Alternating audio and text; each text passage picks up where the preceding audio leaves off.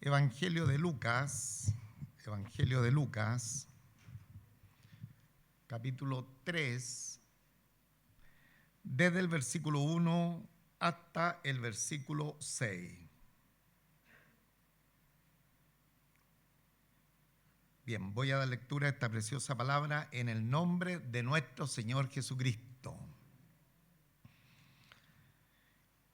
En el año 15 del imperio de Tiberio César, siendo gobernador de Judea Poncio Pilato y Herodes, tetrarca de Galilea, y su hermano Felipe, tetrarca de Iturea y de la provincia de Traconite, y Lisanias, tetrarca de Abilinia, y siendo sumos sacerdotes Anás y Caifás, vino palabra de Dios a Juan, hijo de Zacarías, en el desierto.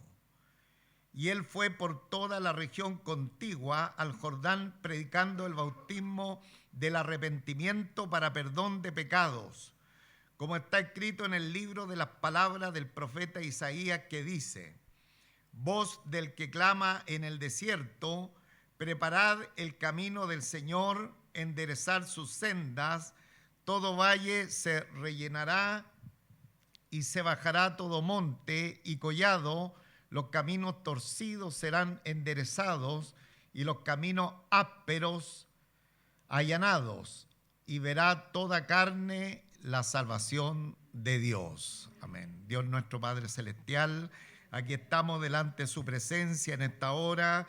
Señor, como siempre, agradecido por esta oportunidad tan grande, tan preciosa, un día más de nuestra existencia. Señor, nos concede el privilegio, la bendición de estar en el mejor lugar que podríamos encontrarnos en esta hora, reunidos en torno a su persona, en torno a su palabra y en la compañía de tan preciosos hermanos que nos congregamos en esta hora.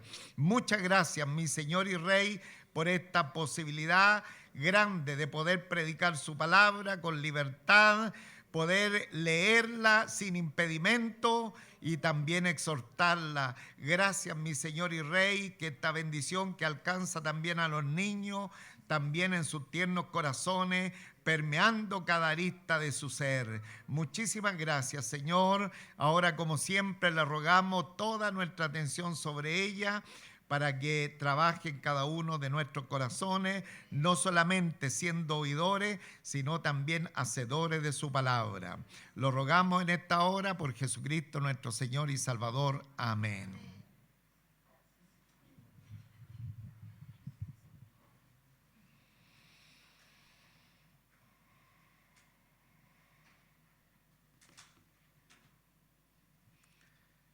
Bien, hermanos, estamos adentrándonos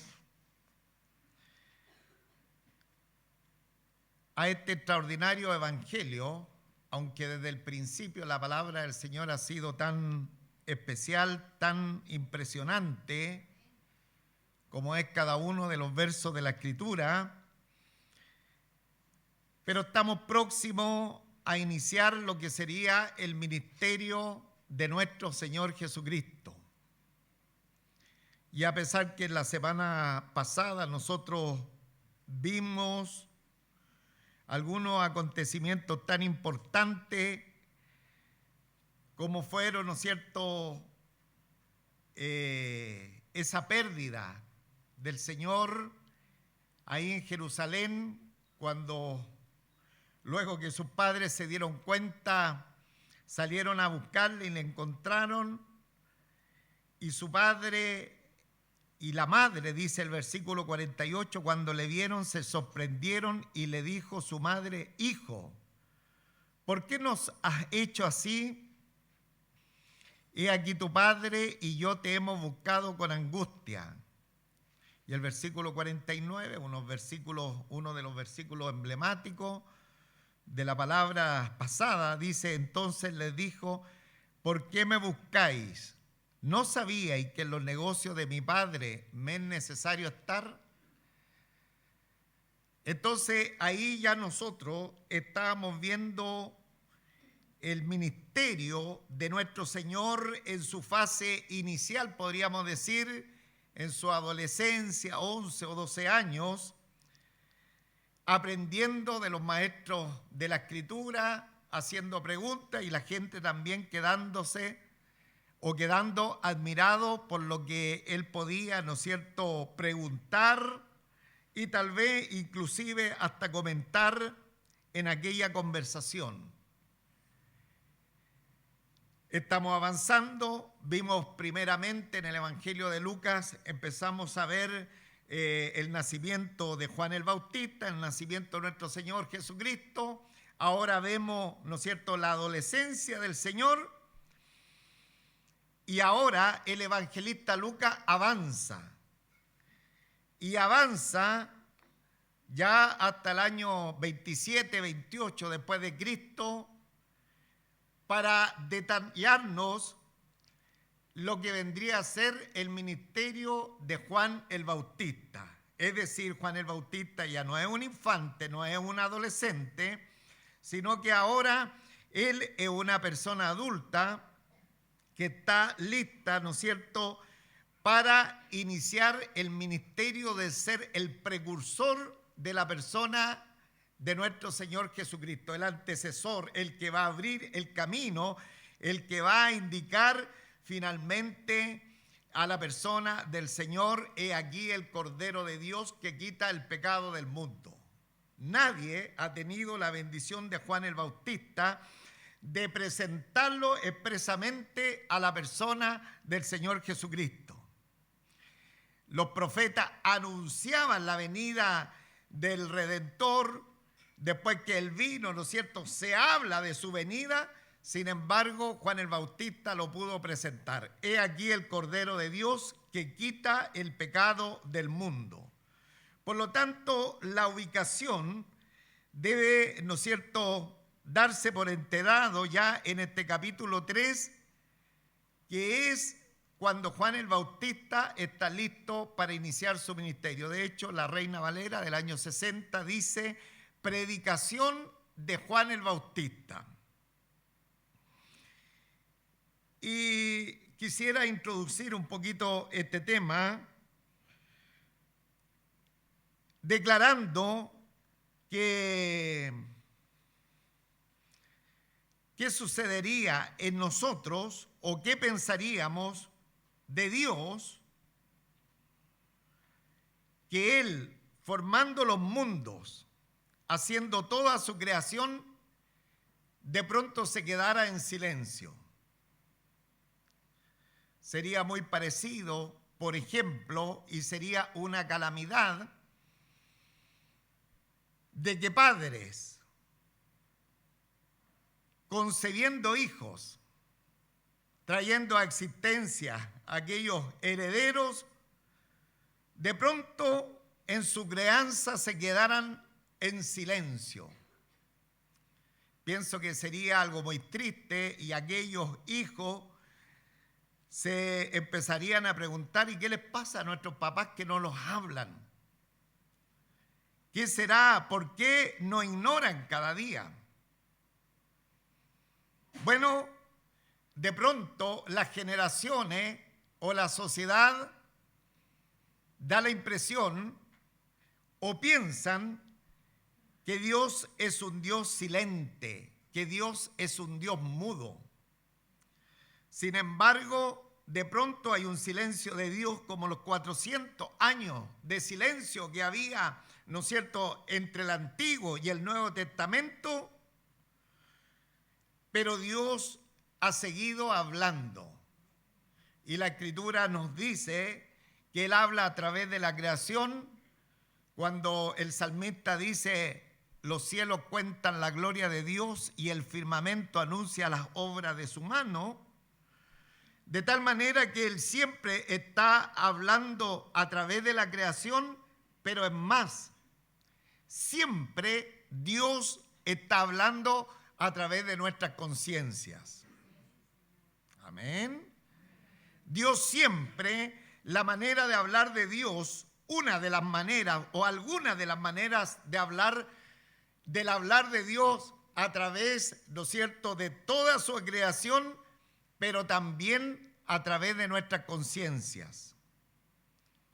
Y qué bueno que Dios se meta en nuestras conciencias para decirnos cuando muchas veces estamos, especialmente a los cristianos, errando el camino, haciendo cosas que no convienen a la presencia del Señor, como también cuando hay una conciencia que no nos reprende cuando andamos en la voluntad del Señor. ¡Qué excelente! ¿Ah? Que el Señor nos hable a través de la conciencia, pero habitualmente Dios ha hablado de muchas maneras, a través de los profetas, a través de estos grandes hombres que nosotros hemos visto a través de la Escritura, y especialmente el fin del discurso de Dios en la persona de nuestro Señor Jesucristo. El fin del discurso de Dios en la persona de nuestro Señor Jesucristo. No habla por los profetas, no ha hablado por los apóstoles que han plasmado, ¿no es cierto?, esas palabras en los evangelios, en las cartas, y la Biblia es finalmente la palabra de Dios para todos nosotros. Amén. Entonces, nosotros tenemos un Padre que nunca se ha quedado mudo. Insisto, han habido épocas que parece que hay un silencio de Dios, pero Él está hablando a la conciencia y está hablando a través de la creación. Ahora, qué bueno que en este tiempo nosotros tenemos la revelación escrita que tanto bien hace a nuestras vidas. Tenemos la palabra profética más segura, la cual tenemos que estar atentos como una antorcha que siempre está encendida. Ahora, la palabra del Señor, desde el profeta Malaquías, insisto, estaba como en compás de espera. Sin embargo, llegó el tiempo que esta palabra se iba a dar a conocer, que se iba a mostrar al mundo nuevamente de una manera tan especial. Y el tiempo en que la palabra de Dios llegó al mundo fue en el año 15, y ahí vamos al primer versículo que tenemos en esta oportunidad, versículos 1 y 2. Ahí viene la palabra de Dios. En el año 15 del imperio de Tiberio César, siendo gobernador de Judea, Poncio Pilato y Herodes, tetrarca de Galilea, y su hermano Felipe, tetrarca de Iturea y de la provincia de Traconite, y Lisania, tetrarca de Abilinia, versículo 2. Y siendo sumo sacerdote Anás y Caifás, vino palabra de Dios a Juan, hijo de Zacarías, en el desierto. Qué interesante poder entender que en medio del desarrollo de la historia del mundo, mientras el mundo tenía su desarrollo totalmente normal, en medio de que el imperio romano estaba, ¿no es cierto?, subyugando al mundo de aquel tiempo, en ese preciso momento, la palabra de Dios se hizo nuevamente notar. ¿Ya? Y se hizo notar de una manera extraordinaria. Y el texto bíblico, lo primero que nos dice que fue en el año 15 del imperio de Tiberio César. Este Tiberio César fue un hijastro y sucesor de Augusto César. ¿Se recuerda usted de Augusto César? Lo vimos en el capítulo 2, cuando leímos: aconteció en aquellos días que se promulgó un edicto de parte de Augusto César que todo el mundo fuese empadronado. Este fue el primer gran emperador que tuvo Roma, y también en control de todas las regiones de la tierra subyugada por este imperio, y que, si bien es cierto, Durante su reinado hubo la Pax Romana, Pax con X, Pax Romana, que significa la paz en el mundo romano, y el desarrollo de ese imperio a través, por ejemplo, de grandes vías donde podía pasar la locomoción, hablándonos en nuestros términos, y hubo un gran progreso en aquel tiempo, sobre todo en la construcción de carreteras, de tal manera que ahí sale el dicho que todos los caminos llegan a Roma, porque no habían caminos que llegaran a Roma, pero en el desarrollo de la Pax Romana, a través de Augusto César, viene todo este avance en el imperio de aquel tiempo. Eso fue cuando nuestro Señor Jesucristo, cuando Juan el Bautista eran recién nacidos, pero ya hemos dicho que hemos avanzado en el tiempo. Ahora Juan el Bautista va a iniciar su desarrollo, y aquí vemos a este señor Tiberio César, que ahora es el segundo emperador tras la muerte de Augusto César, hijastro y sucesor.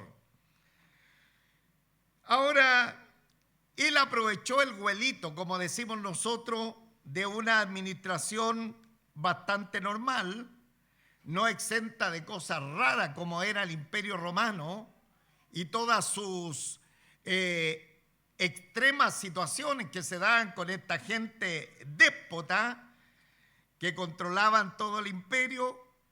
Este Tiberio César fue una persona aparentemente normal. Sin embargo, de pronto dijo, tengo que jubilar, y él se fue como en un exilio y dejó a otro señor, creo que aquí tengo el nombre,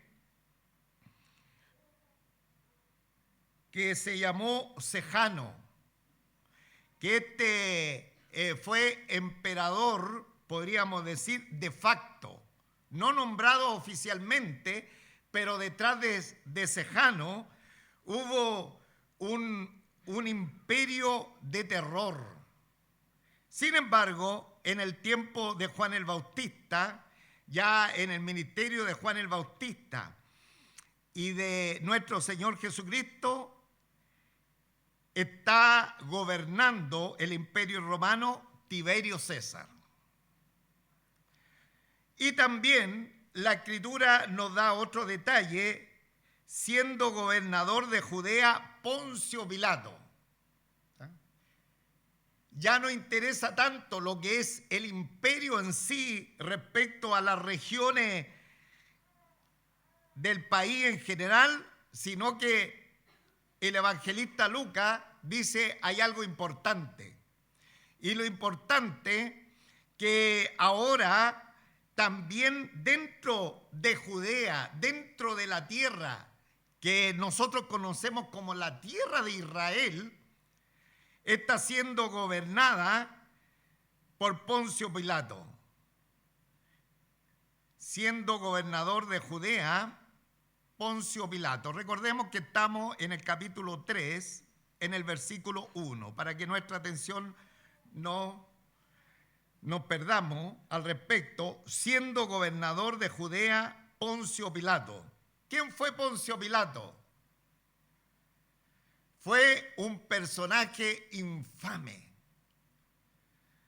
Fue un personaje que al conocer a nuestro Señor Jesucristo, él en la persona de nuestro Señor, él no encontraba causa alguna para condenarlo. Sin embargo, por presiones políticas, este Poncio Pilato autorizó la flagelación y la crucifixión de nuestro Señor Jesucristo. Por lo tanto, ahí nos vamos dando cuenta del tiempo de la madurez ya de Juan el Bautista y próximamente el ministerio de nuestro Señor Jesucristo. Y también tenemos en este versículo que dice que estaba Herodes, tetrarca de Galilea. Un tetrarca es una persona que no tiene el gobierno absoluto de la región, sino solamente una cuarta parte del reino. Y Herodes, tetrarca de Galilea, era un degenerado, era un sinvergüenza, de tal manera que se divorció de su esposa normal simplemente para hacer una cosa rara ahí y casarse con la esposa de su hermano. Herodes, tetrarca de Galilea, fue nada menos que cuando Salomé danzó y emocionado viendo danzar a ella, le hizo en el gusto cuando Salomé le pidió la cabeza de Juan el Bautista. Este es el tipo de persona que está gobernando en el tiempo que Juan el Bautista va a tomar su ministerio precursor de nuestro Señor Jesucristo. A quien tenemos a Tiberio César, a Poncio Pilato, a Herodes tetrarca, y después tenemos a su hermano Felipe tetrarca de Iturea y de la provincia de Traconite y Lisanias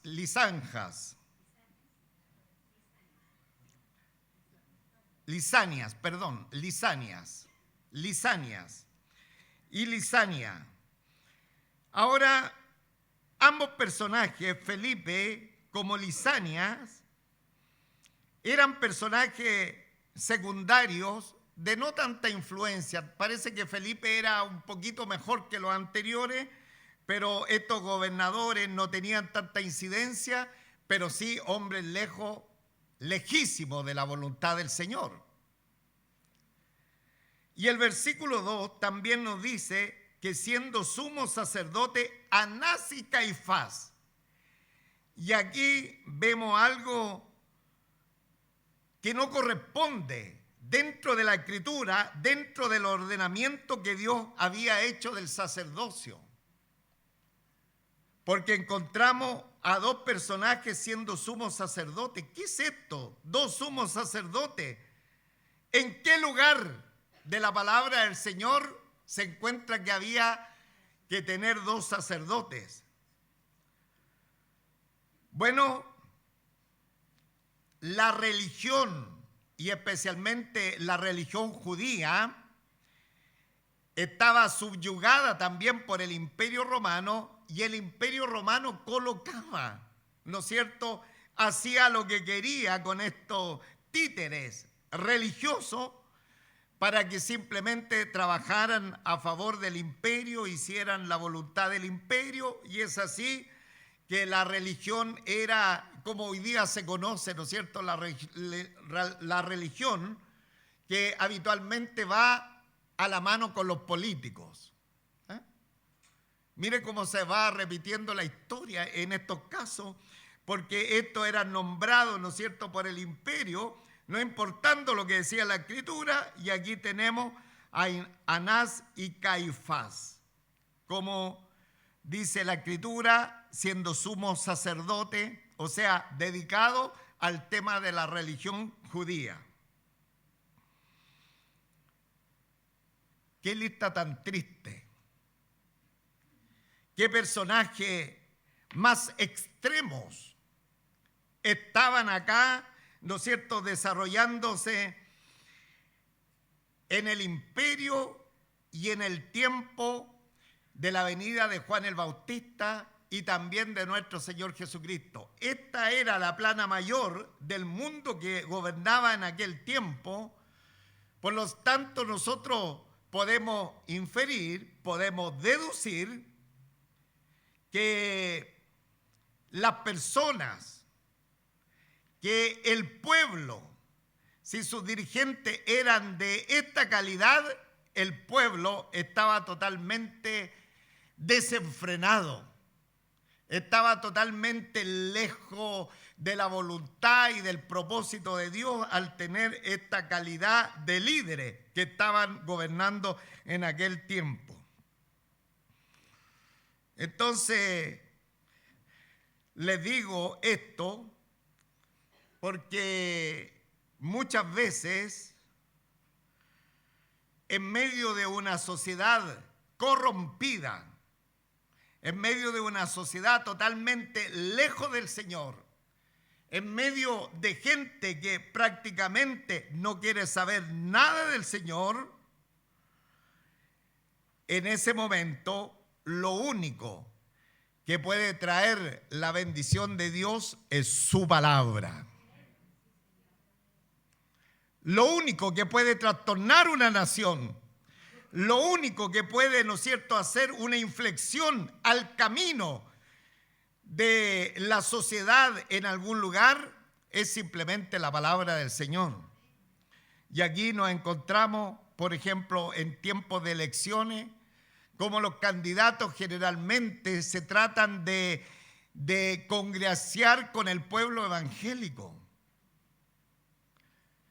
Y gracias al Señor, la iglesia de Cristo no es piramidal como es la iglesia católica, por ejemplo. Entonces, de pronto un candidato está con un grupo de evangélicos, el otro está a la par con otro grupo de evangélicos. Y ahí están prometiendo el cielo y la tierra. De hecho, muchos, inclusive pastores, han dejado la predicación del evangelio para dedicarse a la política, porque entre más políticos tengamos dentro del Congreso, el país va a cambiar. ¿Amén? ¿Amén?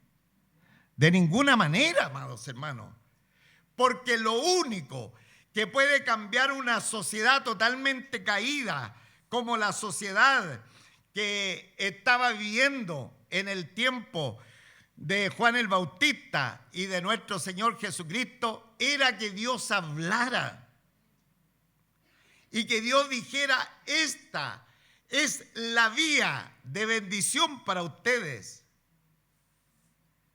Pero los políticos o las personas que tengan muy buenas intenciones, con todos los elementos que puedan traer para enmendar la sociedad, imposible que lo hagan. Porque el único que puede cambiar a una persona es nuestro Señor Jesucristo y su palabra. ¿Amén? ¿Estamos de acuerdo? Muy bien. Entonces, ¿cómo llegó la palabra de Dios aquí a este mundo de este tiempo? Estamos en el versículo 2. Vino palabra de Dios a Juan, hijo de Zacarías, en el desierto. ¿Se acuerda usted de Zacarías? El viejito con la viejita. Y de manera milagrosa ellos tienen un hijo y parte ahí toda la historia de Juan el Bautista. Y la misma escritura nos dice que él vivía en el desierto. Entonces vino la palabra del Señor, vino palabra de Dios a Juan. Me imagino yo que Juan, como Zacarías y como todos esos santos que vimos al principio de Lucas, ellos atesoraban la escritura, ellos amaban la palabra del Señor, como María, ya lo hemos repetido muchas veces. La palabra del Señor estaba a flor de labios en ellos para enunciarla, para recitarla. Y me imagino que de la misma manera en Juan el Bautista. Sin embargo, esto fue algo extraordinario, esto fue algo sobrenatural, porque ahora vino de pronto esta palabra de Dios a Juan de una manera certera sobre su mente, sobre su corazón, sobre su boca. Y fue una revelación verbal específica de Dios comunicada personalmente a Juan el Bautista. Y esta palabra permeó tanto su vida y su corazón que dice el versículo 3, y él fue por toda la región contigua al Jordán, predicando el bautismo de arrepentimiento para perdón de pecados. Recibió esa palabra específica de Dios, del Señor, y él, dice el versículo 3, y él fue por toda la región contigua al Jordán. Es decir, él se trasladó, no se quedó tranquilo ahí en su casa, sino que estaba en el desierto, pero se trasladó por toda la región contigua al Jordán, porque había una palabra que declarar, porque tenía una noticia que podía cambiar la sociedad de aquel tiempo, porque había una palabra que no podía quedar escondida en su mente, en su corazón, en su boca. Por lo tanto, lo primero que hace Juan es simplemente irse por toda la región contigua al Jordán, por la orilla del río Jordán, avanzando para arriba, para abajo, para hablar esa palabra, la palabra que Dios le había dado a Juan. El ángel Gabriel ya lo había dicho al papá Zacarías, que él iría delante del Señor con el espíritu y el poder de Elías para hacer volver los corazones de los padres a los hijos y a los rebeldes a la prudencia de los justos, para preparar al Señor un pueblo bien dispuesto.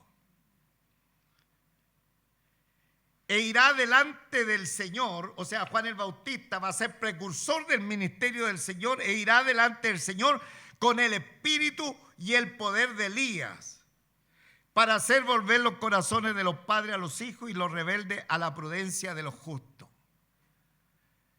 Qué bueno, amados hermanos, tener la certeza, la seguridad de la compañía del Señor en nosotros y de su palabra, para ir, ¿no es cierto?, con toda personalidad llevando el mensaje del Evangelio.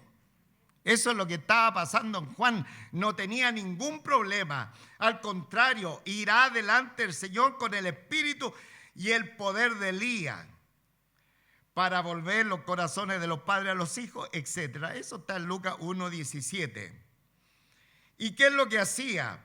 Predicando el bautismo del arrepentimiento para perdón de pecados. Los judíos, ellos practicaban el bautismo por inmersión, pero un bautismo de identificaciones, como para que la gente supiesen que ellos eran el pueblo judío. Pero Juan el Bautista ahora anda predicando el bautismo de arrepentimiento, es decir, un bautismo verdadero, no una cosa de nombre, sino que en realidad ese bautismo esté certificando que hay un verdadero arrepentimiento para el perdón, o sea, hay una transformación en la vida, hay un cambio de vía, hay un cambio de camino en 180 grados, de tal manera que la persona está dando un testimonio veraz de una obra del Señor. Insisto, en aquel tiempo los judíos practicaban, así como practicaban, por ejemplo, la circuncisión, ellos no tenían problema de bautizarse. Pero ese bautismo que ellos hacían era un bautismo simbólico. Por eso la Escritura también nos habla de unos discípulos que habían sido bautizados por ahí y lo tuvieron que volver a bautizar, porque no se habían bautizado en el bautismo de nuestro Señor. ¿Cuál es la diferencia del bautismo que practicaban los judíos con el bautismo que nos demanda la palabra del Señor? Que el bautismo que nos demanda el Señor, el bautismo de nuestro Señor Jesucristo, es un bautismo de identificación con Él. En su muerte, en su sepultura y en su resurrección. Es decir, la persona cuando se bautiza le dice algo profundo, interior, una obra regeneradora ha pasado dentro de mí. Y la única manera que tengo de testimoniarla es bajando a las aguas de la muerte, a las aguas del bautismo. Pero esta gente practicaba, ¿no es cierto?, el bautismo que era algo simbólico. Muchas personas nosotros hemos conocido durante nuestra trayectoria que les gusta el ritual. A mí me podrían bautizar, bautíceme, y de pronto hay una presión ahí para que una persona tal sea bautizada. Pero no hay una entrega, no hay un arrepentimiento genuino. Y es así que hemos bautizado muchas personas y de pronto nunca más las hemos vuelto a ver, hermanos. Eso era lo que pasaba en la tierra de Israel. Entonces ahora viene la voz de Dios y viene a ellos a decirle la realidad de sus vidas. Y a través de Juan el Bautista dice que fue por el versículo 3, por toda la región contigua al Jordán, predicando el bautismo del arrepentimiento para perdón de pecados. Ahora, aquí es necesario hacer una aclaración, hermano, porque la persona no puede arrepentirse de una vida, ¿no es cierto?, torpe, necia que lleve por estar lejos del Señor. El primer elemento que tiene que creer, el primer elemento es que tiene que creer esa persona. Creer en la obra redentora de nuestro Señor Jesucristo aplicada a su propia vida. Y como consecuencia, y le he dicho otras veces, amalgamadito al creer en la persona de Jesucristo y también aplicarla a su vida personal de pecado y de pecados, va a venir el arrepentimiento. Y al venir el arrepentimiento, de pronto la persona va a empezar a experimentar una transformación, una conversión en su vida. Entonces, no hay arrepentimiento si primero no se cree en la persona del Salvador. No hay arrepentimiento si primero no se cree en la persona del Salvador, y no hay fe en la persona del Salvador si no hay arrepentimiento. No sé si se logra entender, hermano, porque hemos visto mucha gente que dice: yo creo en Jesucristo, creo que Él murió, todo, y todo lo que implica aquello, pero lo creen intelectualmente, porque no hay un arrepentimiento, no hay un cambio de vida, no hay una transformación en su corazón, hermano. Y uno dice, una vez un amigo también decía: pero si esta persona confesó a Jesucristo y sigue tan lejos del Señor. Obvio, lo había hecho de palabra, de manera intelectual, pero nunca lo había hecho de corazón, aplicando la muerte redentora de Jesús a su propio pecado, a su propia vida. Por lo tanto, no había arrepentimiento, no había cambio de vida, no había transformación, no había novedad de vida. Y eso es lo que pasaba en aquel tiempo. Avancemos un poquito al versículo 4. Y aquí viene la palabra ya profética del libro del profeta Isaías. Eso usted ya lo puede ver en su casa, Isaías 40, del 3 al 5. Dice, como está escrito en el libro de la palabra del profeta Isaías, que dice: voz que clama en el desierto. Lo primero que nosotros podemos saber, hermano, que la voz del que clama en el desierto, obviamente es la voz de Juan el Bautista. Es la voz de Juan que desarrolla su ministerio en el desierto, en el Jordán. Entonces es una voz, es un parlante que viene ahora clamando en el desierto. Pero también este párrafo profético puede aplicarse perfectamente a la persona de nuestro Señor Jesucristo. ¿Acaso el mundo no está en el desierto? ¿Acaso el mundo no está en la soledad? ¿Acaso el mundo no está en densa oscuridad? Entonces también este verso podría aplicar a la persona de nuestro Señor Jesucristo, que es una voz que clama en medio del desierto, del sequedad de esta vida, de este tiempo y de las personas que están en el desierto de este mundo. Voz que clama en el desierto y dice: preparad el camino al Señor. Preparad el camino del Señor. Enderezar sus sendas. Ahora, cuando una persona está lejos del Señor, no puede enderezar sus sendas. Esta expresión, enderezar su senda, es una figura que enuncia o nos lleva a la persona al arrepentimiento. Al arrepentimiento, al creer en el Señor. Porque cuando la persona cree y se arrepiente y viene la salvación del Señor, ¿qué es lo que empieza a suceder? Las sendas, el camino se empiezan a enderezar, hermanos, no antes. ¿Cuántos saben que la salvación es obra de Dios? No es una obra de nosotros.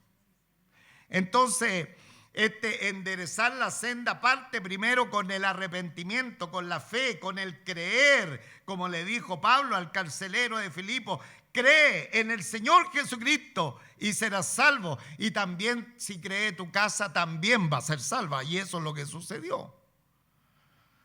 Entonces, ahí viene el enderezar esa senda.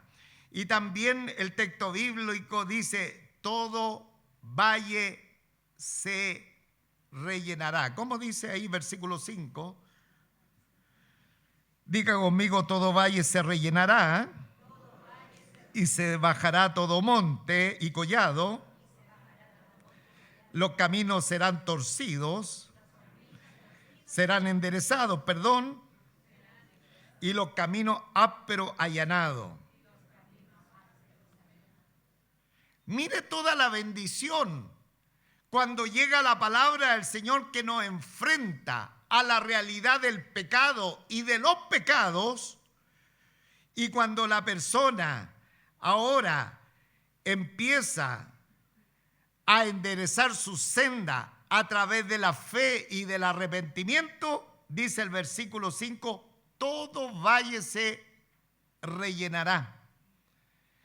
Y es la realidad, amado, en el Señor, de la gente, que la gente está, ¿no es cierto?, al nivel de tierra, está, ¿no es cierto?, en lugares de fango. ¿No así lo dice el salmista David? ¿Dónde estaba el salmista David?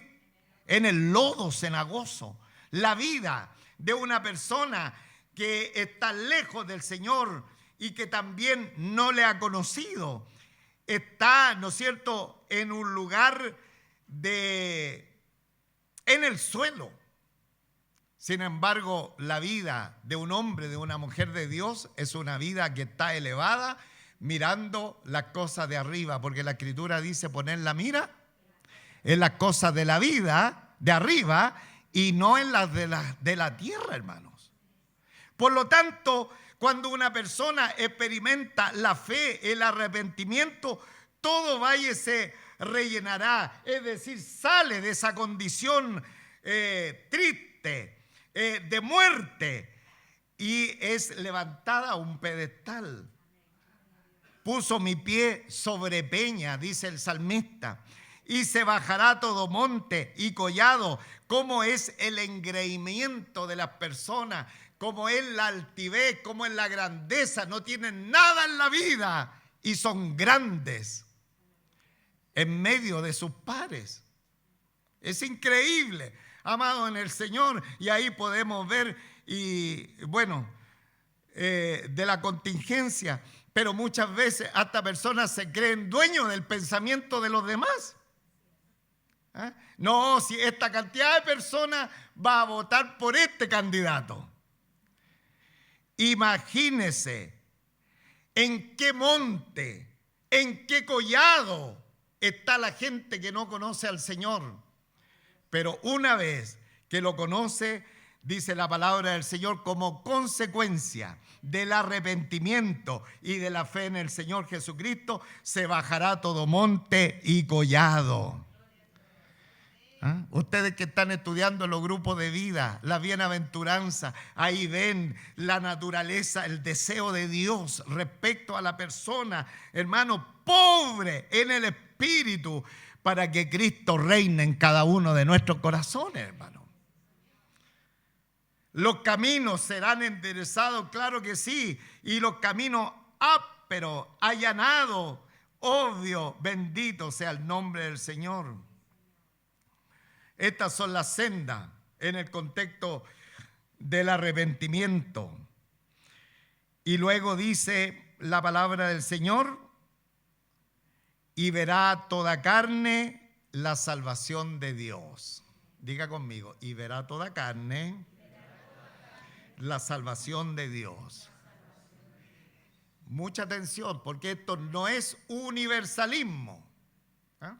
Como podrían pregonar algunas religiones, no tiene nada que ver con aquello, sino que la salvación que en ese tiempo era solamente para Israel, hoy día venía también para los gentiles, o en ese tiempo, a través de la persona del Salvador, venía también para los gentiles. Por lo tanto, verá toda carne la salvación de Dios. O sea, hermano, toda persona que pisa el escenario de esta vida presente es potencialmente una persona salvable. Pero no todos se salvan, porque para ser potencialmente salvable, esa persona, ante el llamado del Señor, que tira sus cuerdas de amor a cada rato, que su conciencia le habla, que la creación le habla, que la palabra del Señor le habla y que los evangelistas le hablan la palabra del Señor, tiene que responder al llamado del Señor. Entonces, esa persona que es potencialmente salvable, todos son potencialmente salvables, muchas de esas personas se están perdiendo porque simplemente no han creído al mensaje del Evangelio de nuestro Señor Jesucristo. Muchas veces las personas le echan la culpa a medio mundo. Porque no se ha convertido. No, mi hijo no se ha convertido. No, es la iglesia. Es la iglesia. No fueron capaces de no sé qué, no sé cuánto. Oye, no es la iglesia. ¿Cuántas veces ese hijo no escuchó el pregón del Evangelio? No escuchó la predicación por su papá, por su mamá, por la familia y dentro de la iglesia. ¿Y por qué no se salvó? ¿Por culpa de la iglesia? Porque fue rebelde al mensaje de la palabra del Señor. Por eso nunca nos embarquemos en esos comentarios tan simples. No, si en la iglesia, hubieran hecho esto en la iglesia 2 años antes, mi hijo se hubiera salvado. Nada. Hermanos amados, la iglesia podrá hacer 1000 cosas, pero la salvación viene que la persona diga: sí, yo soy un pecador, creo que Jesucristo murió por mi pecado y en esta hora le recibo como mi Señor y Salvador personal. No tiene nada que ver con los programas de la iglesia. No tiene nada que ver con las cosas que nosotros hagamos, que nos vistamos de payaso y que hagamos 1000 cosas de esas, amados hermanos. Tiene que ver que la persona escuche el pregón del Evangelio. Por eso, en medio de una sociedad totalmente corrompida, vino la voz de Dios a través de Juan el Bautista. ¿Cómo era el liderazgo del mundo de aquel tiempo? Terrible. Terrible, ya lo vimos y nos dimos el tiempo para desglosar cada uno de ellos. Pero vino la voz del Señor y la voz del Señor empezó a anunciar el arrepentimiento del hombre. Como dice la Escritura, predicando el bautismo del arrepentimiento para perdón de pecado. Que el Señor nos siga bendiciendo, hermanos. Que el Señor nos siga llenando de su gracia, de su favor y esa misericordia que Él está extendida, y que por la misericordia de Él un día también, como el apóstol Pablo, nos fuimos rebeldes al llamado del Señor. Nos fuimos rebeldes y pudimos reaccionar a ese llamado precioso que quizás cuánto tiempo el Señor lo hizo. Hay algunos hermanos que dicen, oh, llegué al Evangelio a los 40 años de mi vida, a los 50, y de pronto les viene pesar por aquello, pero que bueno, tal vez a los 50 llegó de alguna manera, ¿no es cierto?, esa llamada que era tan insistente durante tantos años, pero que bueno que al final reaccionó al llamado del Señor. Amén. Entonces que el Señor nos bendiga, que el Señor nos guarde a cada uno de nosotros y poder en esta hora considerar este consejo de su palabra. Y la profecía bíblica decía, como está escrito en el libro de la palabra del profeta Isaías, que dice, voz del que clama en el desierto, preparad el camino del Señor, enderezar su senda, todo valle se rellenará y se bajará todo monte y collado, los caminos torcidos serán enderezados y los caminos ásperos allanados, y verá toda carne la salvación de Dios. ¿En qué tiempo estamos viviendo, hermanos? En un tiempo oscuro, en un tiempo difícil. El reino de Satanás en este tiempo parece triunfar. Sin embargo, no debemos dejar de trabajar por el Señor. El tiempo más oscuro de la sociedad fue justamente el tiempo de Juan el Bautista, de nuestro Señor Jesucristo, la sociedad más oscura de aquel tiempo. Pero en ese tiempo, mis amados hermanos, Juan salió. Tremendo ejemplo para nosotros, hermanos. Juan salió. Pastores, que no tengo ministerio en la iglesia, es que no me dejan hacer esta cosa, es que no me dejan hacer esto otro. Hermano, el más grande ministerio es salir. Pocos amenes.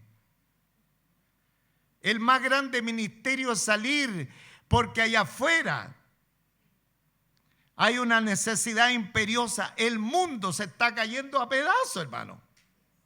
Es el tiempo de salir, pastor, ¿y cómo salgo? Porque no me gusta esos que salen ahí a cantar ahí, pecador, ven al dulce Jesús. No lo haga así. Yo lo hice por muchos años, pero no lo haga como lo hice, hermano. Pero tenemos familia, tenemos contacto, tenemos amigos. ¿Y qué es lo que hizo? Hermano, una consulta, ¿usted tiene la palabra del Señor? ¿O le llegó solamente a Juan el Bautista? ¿Ah? Y vino palabra de Dios a Juan. Pregunta, ¿a usted le ha venido la palabra del Señor? Nuevamente pregunto, ¿a usted le ha venido la palabra del Señor? ¿Y qué hizo Juan con la palabra del Señor? Dijo, ahora me toca predicar en la iglesia. ¿Qué hizo Juan el Bautista, hermanos queridos? Salió. Cuando tengamos la oportunidad, hermanos, salgamos y demos a conocer la palabra del Señor. Salgamos, por favor. No salgamos solamente a nuestro trabajo. Voy a mi trabajo y después, de pronto, hermanos, tenemos que fijarnos quiénes están a la par de nosotros. Tenemos que salir, porque en el salir va a poder proclamarse este gran ministerio que el Señor nos ha dado, hermano. Proclamar el evangelio de nuestro Señor Jesucristo.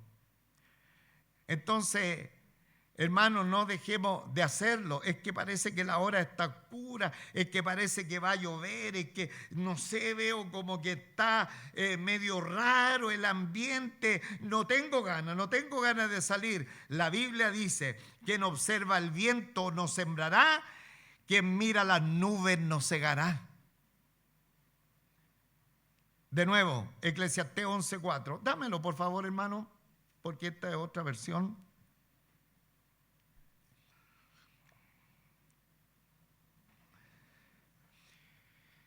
El que al viento observa no sembrará, y el que mira las nubes no segará. Toda la iglesia. El que al viento observa no sembrará, y el que mira las nubes no segará.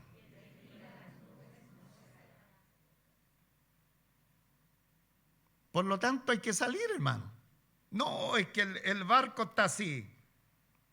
Se está moviendo, parece que va a sucumbir. Pero el Señor dice, tranquilo, si voy en la barca. Voy en la barca.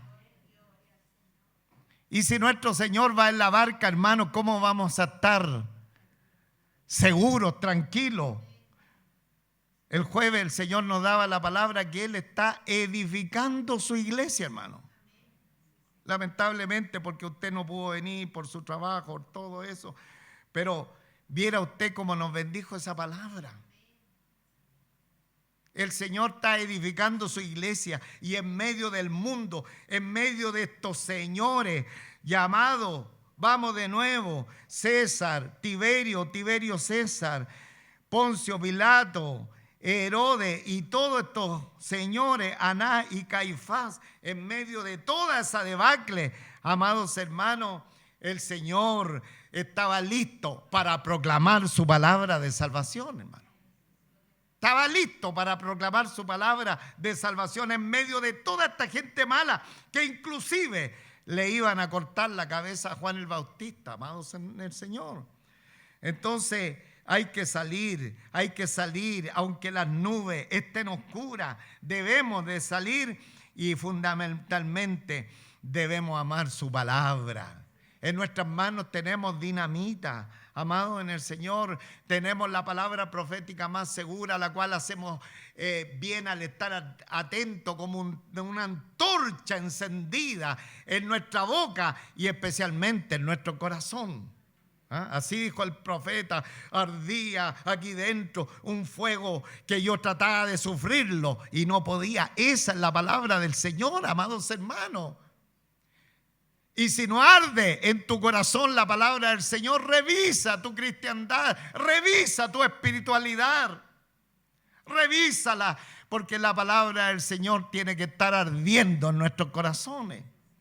Y no nuestras ideas, no nuestros prejuicios, no nuestros pensamientos. Debe arder la palabra del Señor. La gente busca bendiciones de una manera y de otra, pero si no se está viviendo la palabra del Señor, no hay bendición, hermano.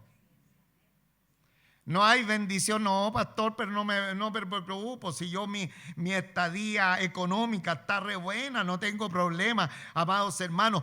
Todo lo material es pasajero. Todo es pasajero. La realidad fundamental de nuestra vida es la realidad espiritual. Hoy día se puede estar gozando de una buena estabilidad económica. Mañana no lo tiene asegurado, hermano. No lo tiene asegurado. Te lo dice una persona de primera fuente que vivió, ¿no es cierto?, en la bendición material y de la noche a la mañana, finito.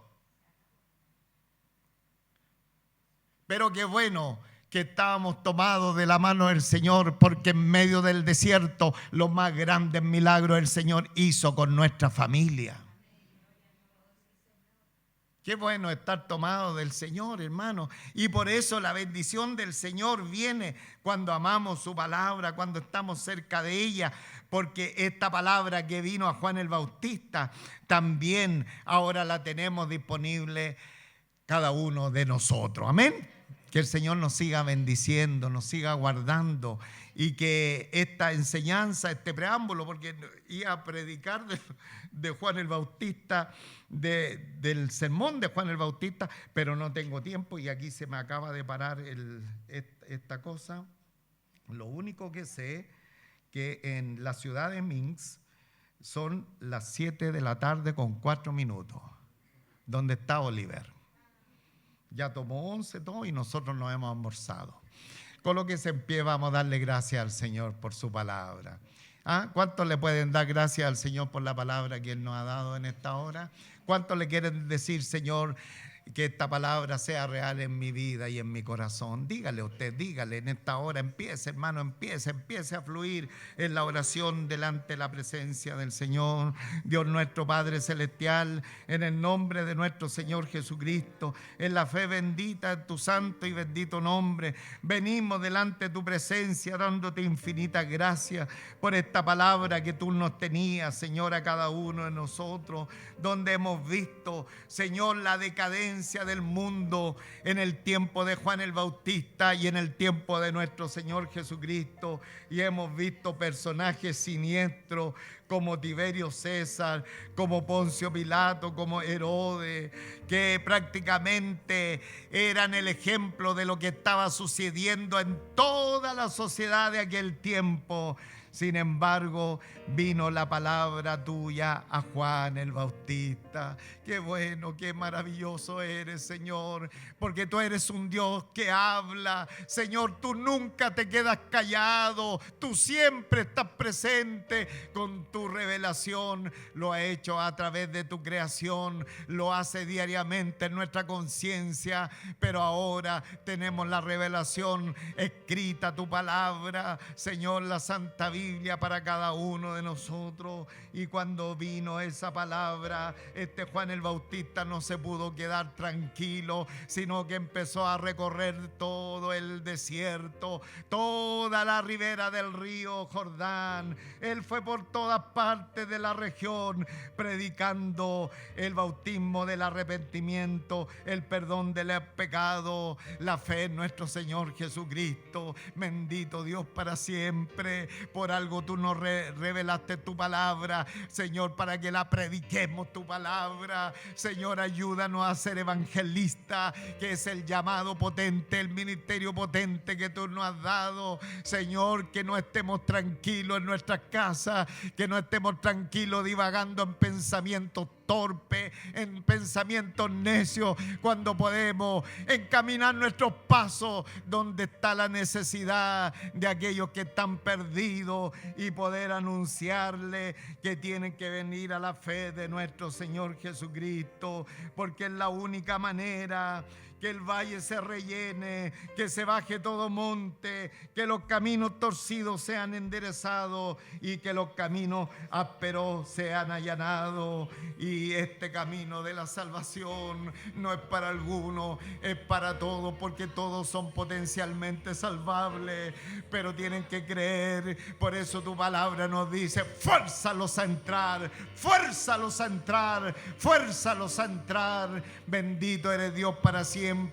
Que no seamos pusilánimes, que no seamos cobardes, que, Señor, no seamos débiles en presentar tu evangelio. Todo lo contrario, podamos llevar tu palabra con denuedo, Señor, con valentía, como lo hacían tus siervos en aquellos tiempos. El mismo Señor que había trabajado en sus vidas, también lo ha hecho en cada uno de nuestros corazones. Gracias, Señor, gracias. Bendito eres para siempre. Graba tu palabra en cada una de nuestras vidas. Ayúdanos a andar, Señor, en la senda que tú deseas de cada uno de nosotros. Vivimos tiempos peligrosos. Nuestra sociedad cada día más decadente. Nos muestran diferentes fórmulas para arreglar la sociedad, pero el único que puede transformar los corazones eres tú, mi Señor y Rey. Señor, la única manera. No hay una vía política, no hay una vía económica, no hay una vía que de pronto los hombres inventan. Solamente que tú empieces a reinar en los corazones de las personas. Señor, ayúdanos a entender que somos portadores del evangelio de la gracia. Señor, que en nuestra boca está la solución a la problemática de los males de esta sociedad. Señor, ayúdanos a entenderlo y a tomar esa tremenda responsabilidad que tú nos has dejado cuando nos dijiste: ir por el mundo y predicar mi evangelio a toda criatura. Ayúdanos, Señor, ayúdanos a predicar tu evangelio, ayúdanos a anunciar tu nombre sobre todo nombre. Gracias, Señor. Señor, gracias. Graba tu palabra en nuestros corazones y bendícenos para tu gloria por Jesucristo nuestro Salvador. Amén y amén. Gloria a Dios. Gloria a Dios.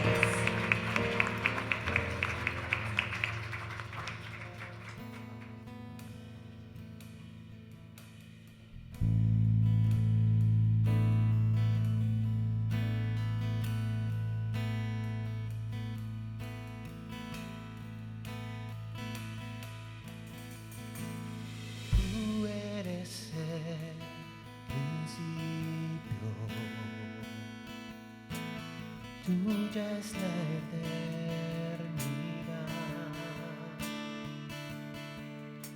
Llamaste al mundo a existencia, me acerco a ti.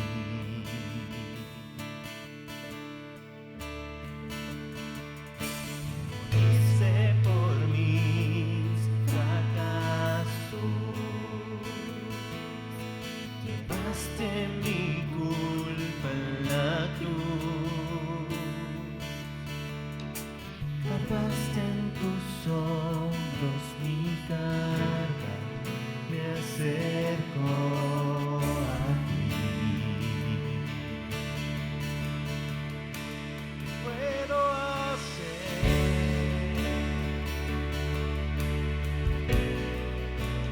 puedo decir,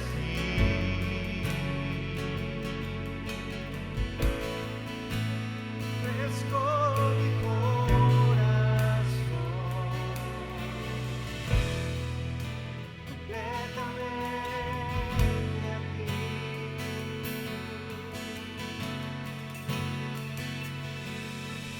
Tu salvación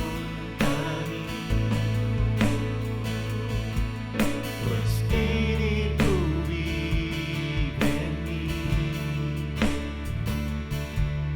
declararé tus promesas, me acerco a ti. Puedo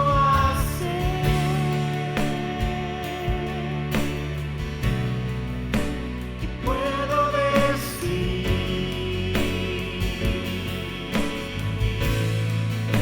refresco mi corazón, completamente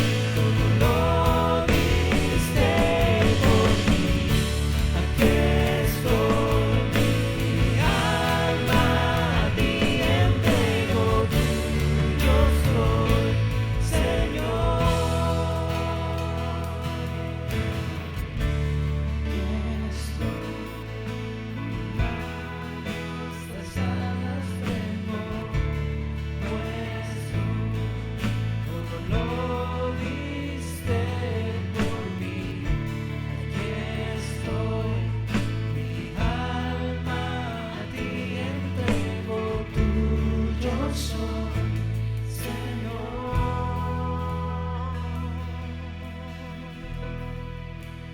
Puedo hacer,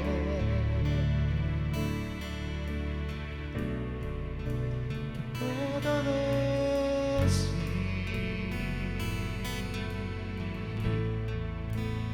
ofrezco mi corazón.